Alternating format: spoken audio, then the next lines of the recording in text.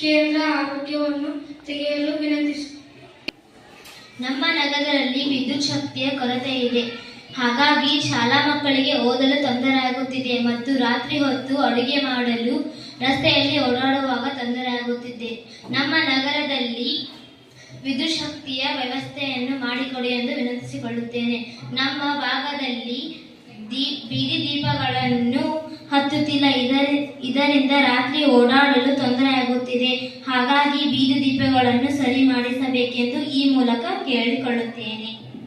ಆದಷ್ಟು ಬೇಗ ಬೀದಿ ದೀಪಗಳನ್ನು ಸರಿ ಮಾಡಿಸಿ ನಿಮಗೆ ಪರಿಹಾರವನ್ನು ಕೊಡುತ್ತೇವೆ.